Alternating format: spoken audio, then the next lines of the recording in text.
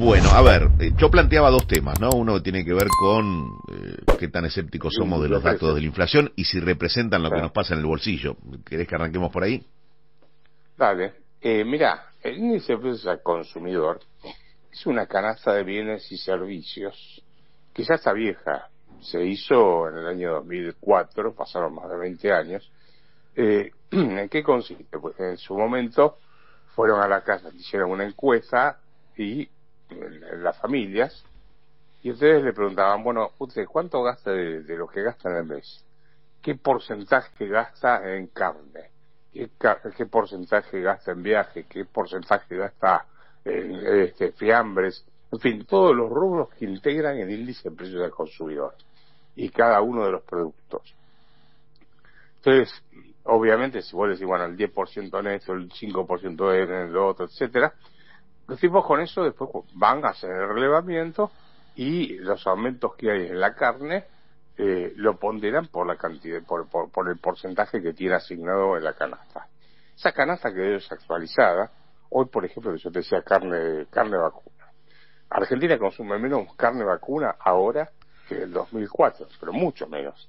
Tenés productos que antes no tenías o servicios, no sé, por decirte Netflix o alguna cosa de esas. Entonces quedó totalmente desactualizada y se entiende que la gente perciba que lo que le dice el INDEC no tiene nada que ver con lo que siente en el bolsillo cada vez que... Además, ¿cuánto pesa en las familias hoy, por ejemplo, pagar las expensas? O cuánto pesa pagar la luz, el gas, el agua, etcétera. El transporte. O sea, el transporte. Entonces, hay un montón de cosas que quedaron desactualizadas, las ponderaciones están mal hechas, entonces la gente se da cuenta que el índice de precios al consumidor, no estoy objetando al gobierno con esto, ojo, sí tendría que, sí tuvo tiempo de poner en funcionamiento el nuevo índice de precios al consumidor, que hay uno que es creo que se hizo hace un poco una nueva canasta, y todavía no la largan, no se sabe por qué.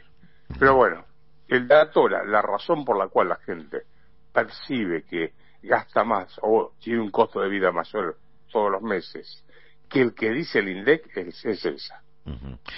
Cuando hablamos del dólar, Cacha, pensando en lo que puede pasar después de las elecciones, digo lo que puede pasar porque nadie sabe si transcurridos los comicios y de acuerdo al resultado el dólar puede subir y quizás razonablemente, ¿no? Porque si se mantiene estable recupera el terreno que no subió, ¿no? O el terreno perdido. Sí. Bueno, primero tenemos que ver de acá a octubre porque el ambiente político te puede cambiar también las expectativas del gobierno, del mercado. Entonces, suponete que viste esto que estás usando ahora de el tema de la discapacidad. Sí. Suponete que eso toma volumen y las balas pegan cerca de la cabeza del gobierno, vamos a ponerlo de esta forma. Podés tener algún tembladera en el mercado de cambios antes de las elecciones. Yo creo que no, pero vamos a ver. Sí, o sea, no podés disociar la política de la economía, ¿no? ¿Vos crees particularmente que va a llevar a un alto costo, digo, en función de los que producen o en función de lo que puede ocurrir después de los comicios de octubre, puede tener un alto costo este dólar planchado? Ya lo está teniendo en términos de recesión. Cuando vos mirás el nivel de actividad económica, ya dejó de estar planchado, o sea, sin moverse, sino que está bajando. Entonces, el gobierno eligió tener un tipo de cambio quieto para que no le pegue el índice de precios al consumidor y llegar a las elecciones con un índice de precios al consumidor bajo y el dólar más o menos estable, a costa de un proceso recesivo más profundo. Eso es lo que decidió, ¿sí?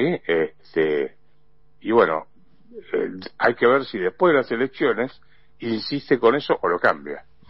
Si, hay que ver hasta dónde aguanta también la población, ¿viste? Pues, el costo en términos de cierre de empresas, de desocupación puede ser muy fuerte. Entonces hay que ver si socialmente lo aguantás y políticamente.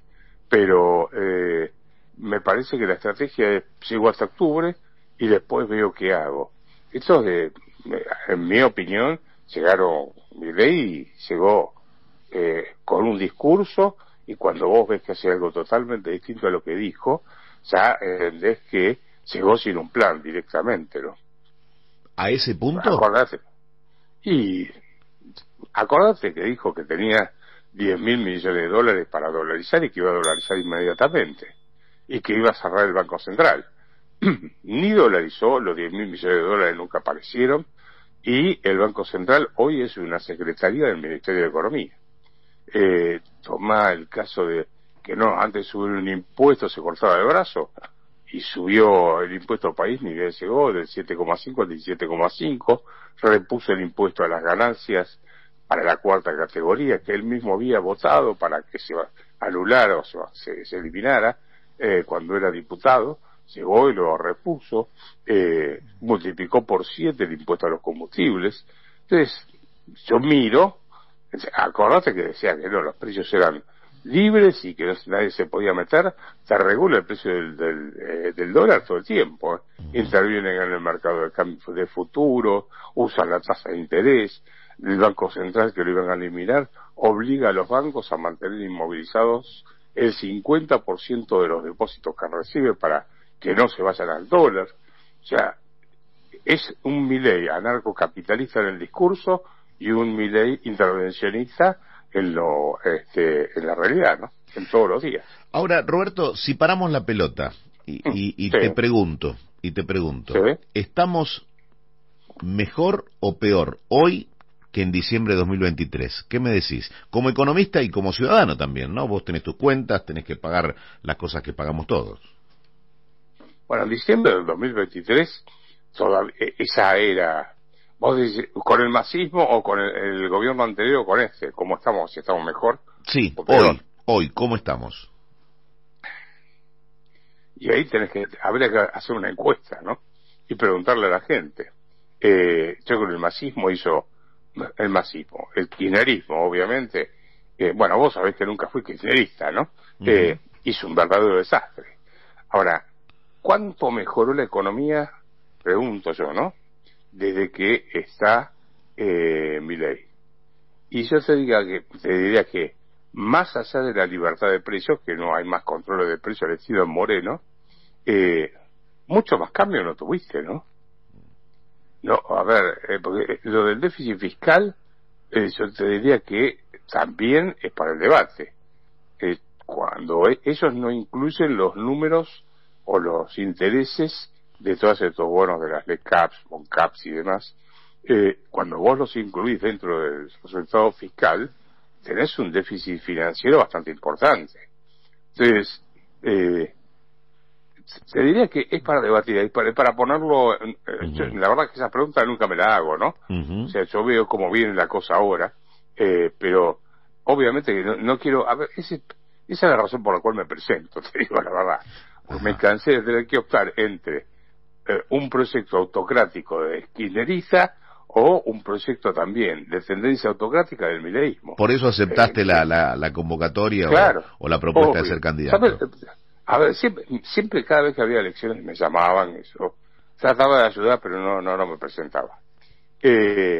Y ahora dije, bueno, la verdad que a mi edad ya me cansé de tener que optar entre lo menos malo. ¿Por qué?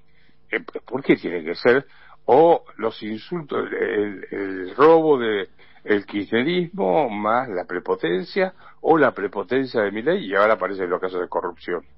¿Por qué tengo que aceptar entre las dos cosas? Entonces digo, no, presentemos una propuesta liberal seria, en serio, donde propongamos que el Banco Central, desde el Congreso, puede promover una ley para, vos sabés que la Carta Orgánica del Banco Central es una ley. Ajá. Entonces, bueno, hacer una ley para que el Banco Central tenga una carta orgánica como la gente, y no que, como ahora, usen mecanismos encubiertos para financiar el déficit fiscal o el gasto público. Ahora, ¿Okay? mirando con atención y haciendo sintonía fina sobre algunos cambios que introdujo el gobierno, por ejemplo, desde el área de Sturzenegger, de desregulación, ¿considerás que algunos cambios que se hicieron están bien, que había que dar ciertos pasos que se dieron, o no Sí. es significativo lo que se hizo en esa materia. No, a ver, no te mueve el perímetro. Mira, yo fui a renovar, vivo en Olivos, en la provincia de Buenos Aires, ¿no? Fui a renovar la BTV. Y la BTV es la de siempre, lo de siempre. Tengo que ir, ¿cómo se llama? Pagar, y te revisan el auto, hay toneladas de autos, creo que van 700 autos por día, porque lo averigüé, y y el mismo trámite de siempre. Y con respecto al achicamiento del Estado, ahora tengo que renovar la licencia de conducir y el mismo trámite de siempre. sin duda. ¿Por qué? Porque la ley es, digamos, no, después las provincias deciden si acatan, si adhieren o no adhieren a ese mecanismo que propuso, ¿cómo se llama? Federico Sturzenegger. Entonces, a ver, a algunos les cambiará y a otros no. A mí no me cambió. Bien. Te estoy dando 2 ejemplos, ¿no? Sí, clarito. Y te preguntaba, con respecto al achicamiento del Estado, lo hemos hablado muchas veces, ¿no? En A24, en América, en la radio. Con respecto al achicamiento del Estado, ¿crees que se dio un paso importante y positivo que había que dar, o tampoco mueve el amperímetro? Bueno, ahí, ¿cómo bajaron el gasto? El gasto que se bajó fue más que con la motosierra, con la licuadora. Tuviste una licuación de las jubilaciones, de los salarios de los empleados públicos bastante importante. Pero además, yo no sé si vos tenés, que vas por las rutas todo el tiempo, yo viajo mucho, y te digo que como no están, o sea, decidieron no solo no hacer más rutas, sino que no mantienen las que están. La ruta 8, que es una ruta muy importante, estaba muy rota ahí cuando estás llegando a Venado Tuerto, por ejemplo, y en otras partes. Y así tenés varias rutas que están destruidas. Entonces, yo te puedo bajar el gasto público sin mantenimiento. Ya no te digo que me hagas una autopista. Estoy diciendo mantener las rutas que están, las existentes. Entonces, podés bajar el gasto público comiéndote el stock de capital, que es la ruta ya hecha.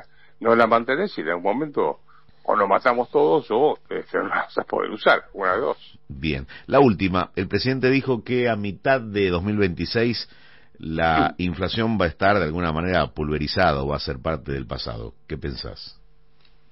Y si va a ser como los 10.000 millones de dólares que tenía en el celular, vamos a ver qué pasa, ¿no?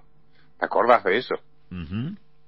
O sea, no crees que va a ser un tema resuelto lo de la inflación a mediados del año que viene. No lo sé, depende de lo que hagan, porque insisto, vos fijate que se lleva casi 20 meses de gobierno más o menos, ¿no?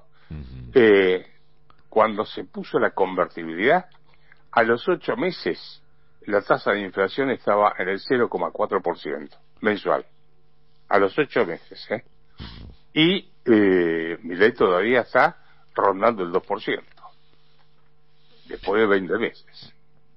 Entonces, tengo mi duda, quiero ver qué va a hacer para poder llegar a una inflación cero, ¿no? Bien.